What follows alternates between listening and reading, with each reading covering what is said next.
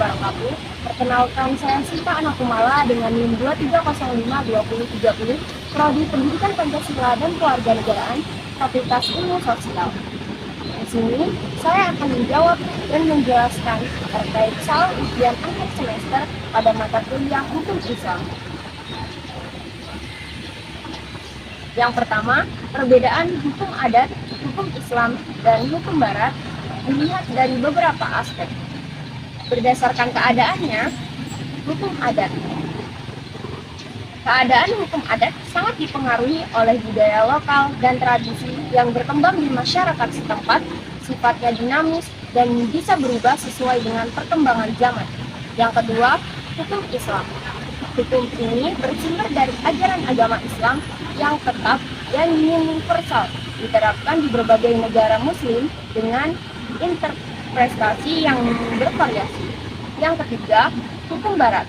Keadaan hukum Barat umumnya bersifat formal dan diterapkan oleh negara melalui legislasi, mengacu pada sistem hukum yang berkembang di negara-negara Barat seperti common law atau civil law yang berdasarkan bentuknya.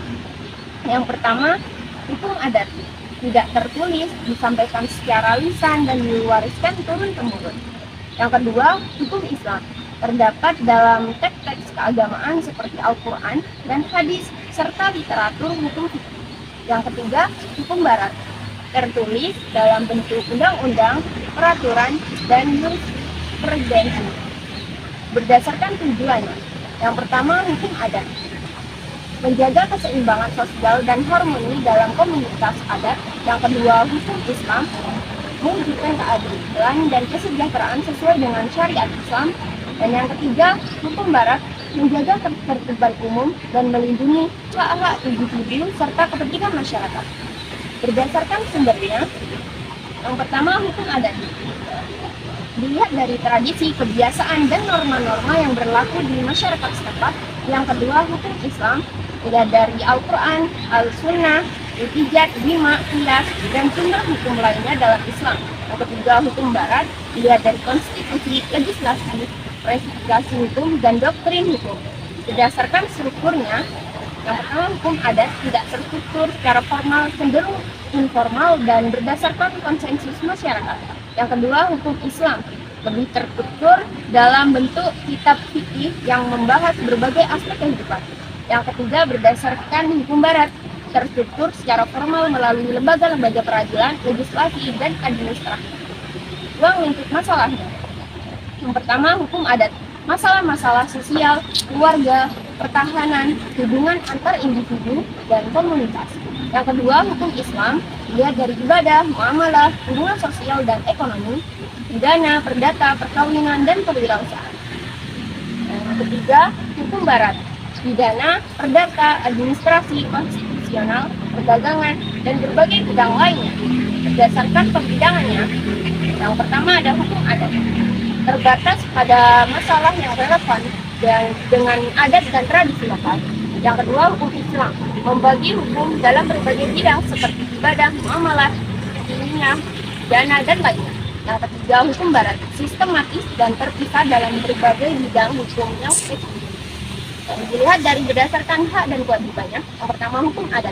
Hak dan kewajiban ditentukan oleh norma-norma adat dan tradisi. Yang kedua, hukum Islam. Hak dan kewajibannya diatur oleh syariat yang mencakup semua aspek kehidupan. Yang ketiga, hukum Barat. Hak dan kewajibannya diatur oleh undang-undang dan presiden hukum. Yang ketiga, norma atau kaidah hukumnya. Yang pertama, hukum adat. Berdasarkan norma sosial dan budaya hidup di masyarakat.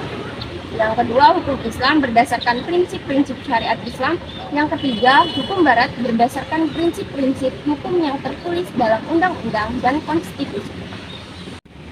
Soal yang kedua, jelaskan beberapa azas hukum Islam, azas-azas umum, azas-azas hukum pidana, azas-azas hukum perdata, azas-azas hukum perkawinan, dan azas-azas hukum pewarisan.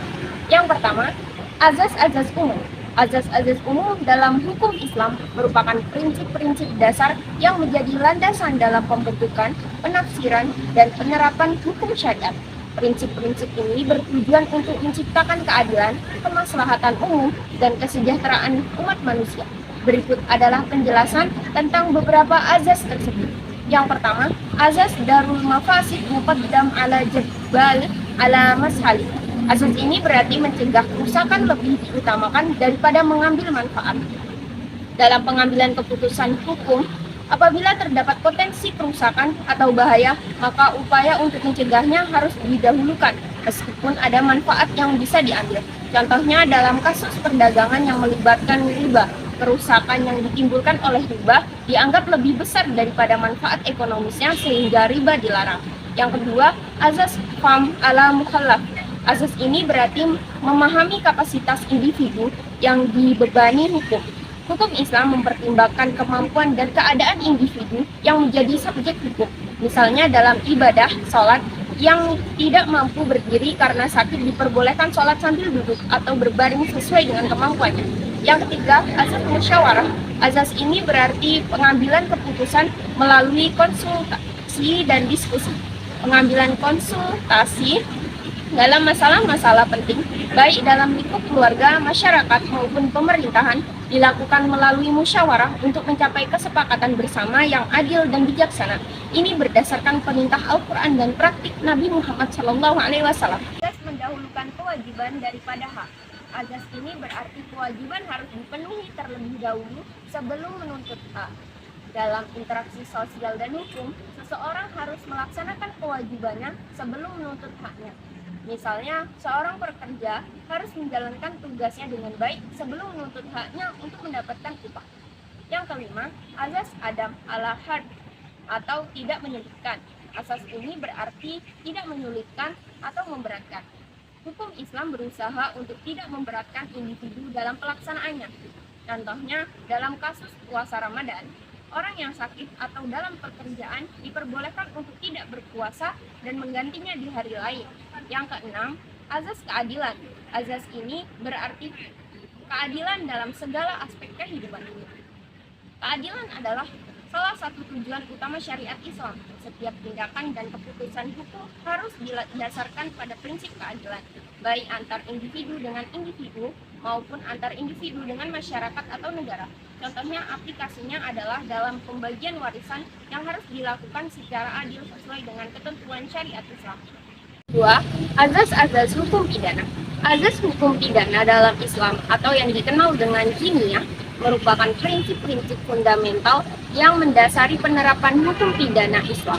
Azas-azas ini bersumber dari Al-Quran, hadis, dan ijtihad para ulama, dan bertujuan untuk menegakkan keadilan, menjaga ketertiban, serta melindungi hak asasi manusia. Berikut beberapa azas hukum pidana dalam Islam. Yang pertama, azas legalitas.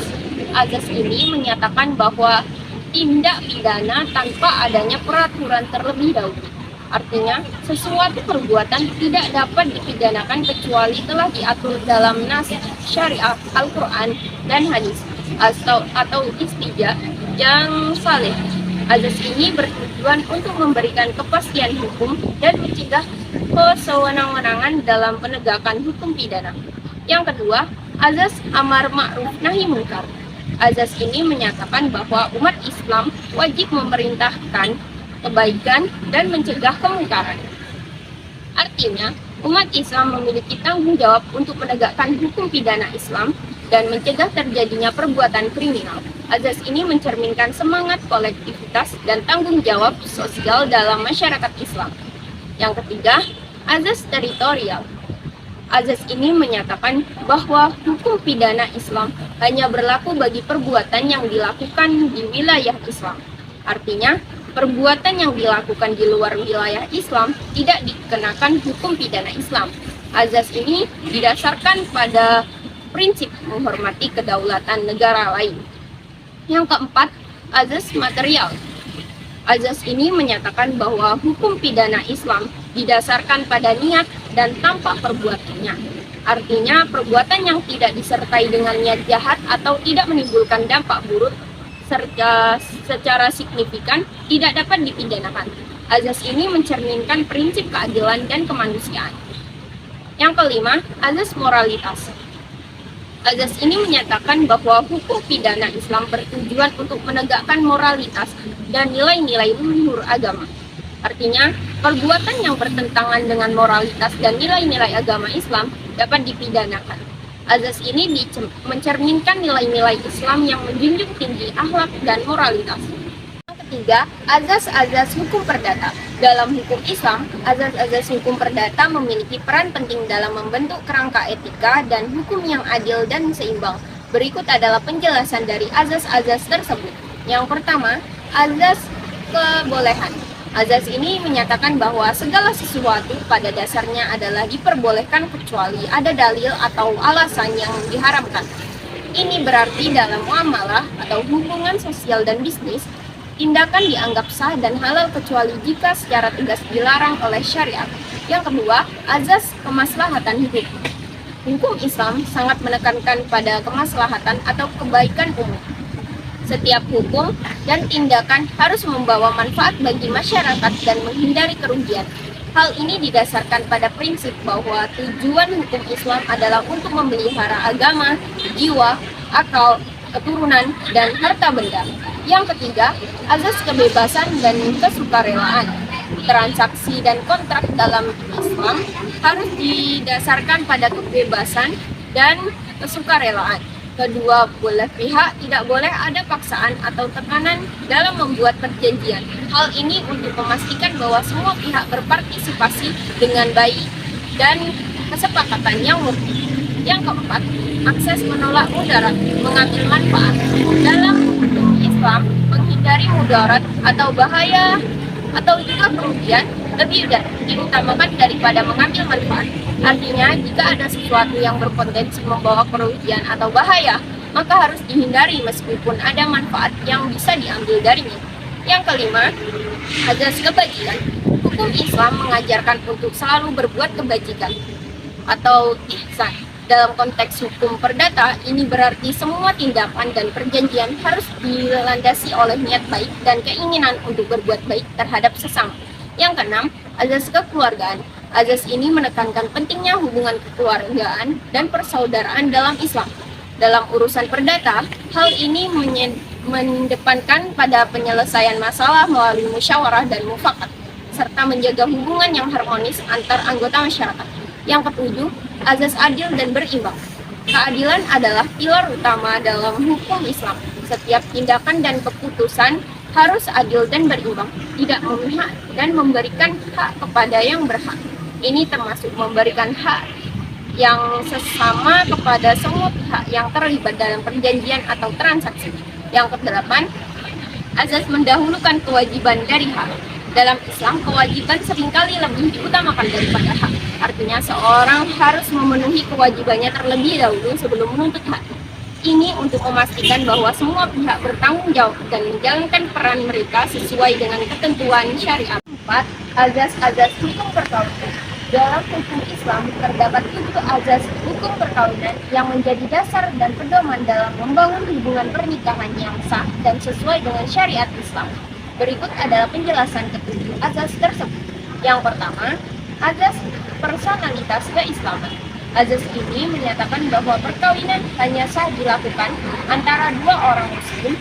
Hal ini berdasarkan firman Allah Subhanahu wa taala dalam Quran surat An-Nisa ayat 3. Dan janganlah kamu menikahi wanita-wanita musyrik meskipun mereka menarik hatimu sehingga mereka masuk Islam. Yang kedua, azas kesukarelaan. Perkawinan dalam Islam harus dilakukan atas dasar kesukarelaan dan tanpa paksaan dari pihak manapun. Baik calon suami maupun istri harus memiliki kehendak bebas untuk menikah tanpa tekanan atau intimidasi. Yang ketiga, azas persetujuan kedua belah pihak. Persetujuan kedua calon mempelai merupakan syarat sah perkawinan dalam Islam. Hal ini berdasarkan hadis Rasulullah SAW yang diriwayatkan oleh Abu Bukhari dan Muslim. Tidak sah menikah kecuali dengan persetujuan mempelai wanita. Yang keempat, azas kebebasan mencari pasangan. Setiap orang muslim berhak mencari pasangan hidup yang sesuai dengan ajaran Islam. Tidak ada paksaan atau intervensi dari pihak lain dalam menentukan pasangan hidup. Yang kelima, azas kemitraan suami. Azas kemitraan suami istri dalam Islam adalah mitra sejajar yang saling menghormati dan membantu dalam kehidupan rumah tangga. Keduanya memiliki hak dan kewajiban yang berbeda, namun saling melengkapi. Yang keenam, azas monogami terbuka. Pada dasarnya, Islam menganjurkan monogami, yaitu seorang pria hanya memiliki satu istri dalam satu waktu. Namun, dalam kondisi tertentu, poligami diperbolehkan dengan syariat dan yang ketat dan harus mendapatkan izin dari peradilan agama. Yang ketujuh, azas untuk selama-lamanya. Perkawinan dalam Islam pada dasarnya adalah untuk selama-lamanya. Perceraian hanya diperbolehkan dalam kondisi tertentu, seperti kekerasan dalam rumah tangga, ketidakmampuan suami menafkahi istri, dan ketidakcocokan yang tidak dapat diselesaikan. Azas hukum kewarisan. Hukum kewarisan Islam memiliki prinsip-prinsip yang mendasar yang mengatur bagaimana kewarisan dibagi dan siapa yang berhak menerimanya. Berikut adalah penjelasan tentang kedelapan azas tersebut. Yang pertama, azas waris karena kematian. Azas ini menyatakan bahwa pewaris hanya terjadi setelah adanya kematian pewaris. Warisan tidak dapat dibagikan atau dituntut sebelum pewaris meninggal dunia. Yang kedua, azas al-jabari. Azas ini berarti bahwa pembagian warisan dilakukan secara otomatis berdasarkan ketentuan syariat tanpa memerlukan persetujuan dari para ahli waris. Hukum Islam telah menerapkan bagian-bagian tertentu bagi setiap ahli waris dan mereka harus menerimanya sesuai dengan ketentuan tersebut. Yang ketiga, azas individual. Dalam hukum kewarisan Islam, bagian kewarisan yang diterima oleh masing-masing ahli waris adalah hak individu. Setiap ahli waris memiliki hak penuh atas sebagiannya tanpa campur tangan atau kepemilikan bersama dengan ahli waris lainnya. Yang keempat, azas hubungan darah. Warisan diberikan berdasarkan hubungan darah atau nasab. Hanya mereka yang memiliki hubungan darah dengan pewaris yang berhak mendapatkan warisan, kecuali dalam beberapa kasus seperti adanya wasiat atau pemberian tertentu. Yang kelima, azas keadilan yang berkembang. Pembagian warisan dalam Islam dilakukan dengan prinsip keadilan yang berimbang. Bagaimana bagian masing-masing ahli waris telah dibagikan oleh syariat untuk memastikan keadilan dalam pembagian. Meskipun tidak selalu sama rata, seperti pembagian laki-laki dan perempuan yang biasanya berbeda. Yang keenam, azas bilateral. Azas ini menunjukkan bahwa warisan dapat diterima dari kedua belah pihak orang tua, baik dari pihak ayah maupun pihak ibu. Ini memastikan bahwa hubungan kekerabatan dari kedua belah pihak diakui dalam pembagian warisan. Yang ketujuh, azas ahli waris langsung dan ahli waris pengganti. Ahli waris langsung adalah mereka yang menerima warisan langsung dari pewaris tanpa perantara. Ahli waris pengganti adalah mereka yang menggantikan posisi ahli waris yang meninggal dunia sebelum pewaris, seperti itu yang menggantikan posisi anak yang telah meninggal. Yang kedelapan, azas wasiat wajibah atau egalitas. Azas wasiat wajibah mengacu pada ketentuan di mana pewaris dapat memberikan wasiat kepada orang yang tidak termasuk dalam ahli waris, sehingga maksimal sepertiga dari harta warisan. Prinsip egalitas menekankan bahwa semua individu dalam kategori ahli waris yang sama memiliki hak yang sama sesuai dengan ketentuan syariat. Nomor 3, jelaskan sumber-sumber hukum Islam, Al-Quran, As-Sunnah atau hadis, atau pikiran, atau al-rayu, atau ijtihad. Dalam Islam terdapat 4 sumber hukum utama yang diakui dan dijadikan pedoman dalam kehidupan sehari-hari, yaitu yang pertama ada Al-Quran, merupakan sumber hukum Islam yang pertama dan utama, berisi firman-firman Allah Subhanahu wa Ta'ala yang diwahyukan kepada Nabi Muhammad SAW melalui malaikat Jibril, menjadi pedoman bagi umat Islam dalam segala aspek kehidupan, baik ibadah, muamalah maupun akhlak. Memiliki kedudukan yang mutlak dan tidak boleh diubah atau diganti. Yang kedua, Al-Sunnah atau hadis, merupakan sumber hukum Islam kedua setelah Al-Quran. berisi ucapan, perbuatan, persetujuan, dan keteladanan Nabi Muhammad SAW yang dijadikan pedoman untuk memahami dan mengamalkan Al-Quran. Dijadikan sebagai sumber hukum karena Nabi Muhammad SAW adalah contoh terbaik dalam menjalankan syariat Islam. Hadis yang sahih terpercaya memiliki kekuatan hukum yang mengikat. Yang ketiga ada ijma. Ijma merupakan kesepakatan para ulama pada suatu masa dan tempat tentang suatu perkara dalam Islam. Hanya berlaku untuk masalah yang tidak ada ketentuannya dalam Al-Quran dan hadis yang sahih. Memiliki kekuatan hukum yang kuat dan wajib dipatuhi oleh umat Islam. Syarat syar'nya ijma antara lain. Yang pertama, ada kesepakatan harus terjadi pada suatu masa dan tempat. Yang kedua, kesepakatan harus datang dari para ulama yang beragam dan memiliki ilmu agama yang mendalam. Yang ketiga, kesepakatan tidak boleh bertentangan dengan Al-Quran dan hadis yang sahih. Yang keempat, qiyas. Qiyas merupakan metode ijtihad untuk menetapkan hukum suatu perkara dengan cara menyamakan dengan perkara lain yang sudah ada hukumnya dalam Al-Quran dan hadis.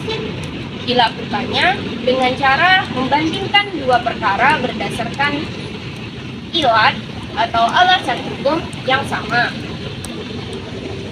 Hanya berlaku untuk masalah yang tidak ada ketentuannya dalam Al-Quran, hadis, dan ijma.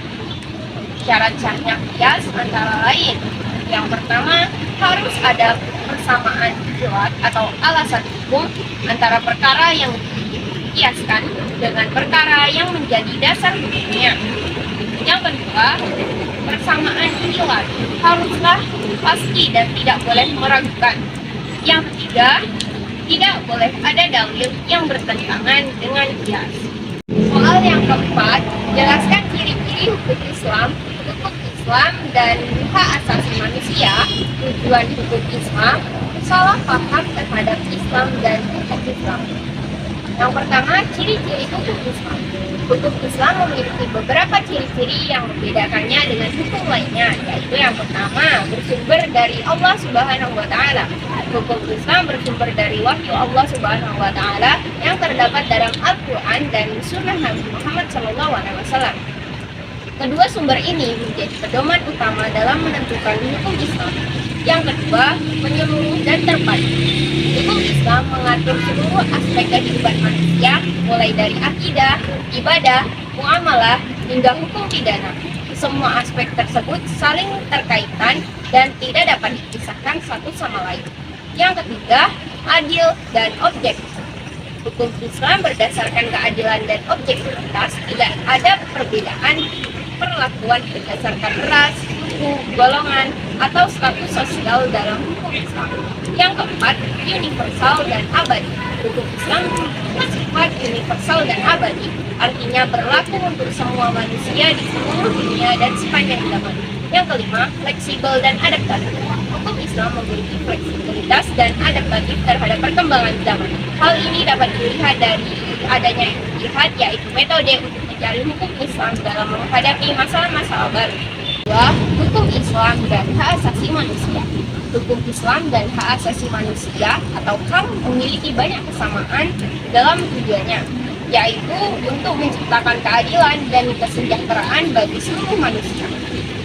Yang pertama, persamaan hak.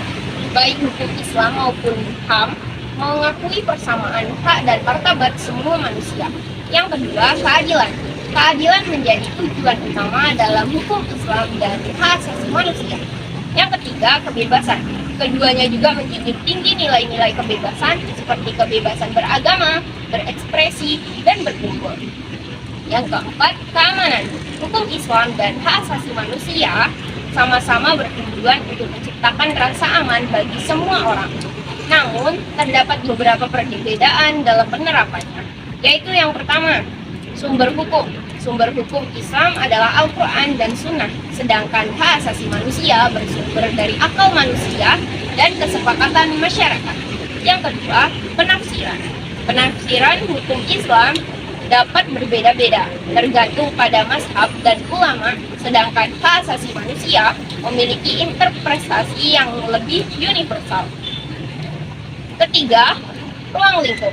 Ruang lingkup hukum Islam mengatur seluruh aspek kehidupan manusia, sedangkan hak asasi manusia lebih fokus pada hak-hak individu dan politik. Berikutnya ada tujuan hukum Islam. Tujuan hukum Islam secara umum adalah untuk mewujudkan kemaslahatan bagi seluruh manusia di dunia dan di akhirat. Berikut beberapa tujuan spesifikasinya. Yang pertama, memelihara agama, menjaga keutuhan dan karunia agama Islam. Yang kedua, memelihara jiwa, melindungi hak hidup manusia. Dan yang ketiga, memelihara akal, melindungi hak berpikir dan berpendapat. Yang keempat, memelihara harta, melindungi hak kepemilikan dan kekayaan. Yang kelima, memelihara keturunan, yaitu melindungi hak keturunan dan kekeluargaan. Yang keenam, memelihara kehormatan, yaitu melindungi hak atas kehormatan dan martabat manusia. Selanjutnya, ada salah paham terhadap Islam dan hukum Islam. Beberapa kesalahpahaman yang sering terjadi terhadap Islam dan hukum Islam. Yang pertama, Islam identik dengan kekerasan.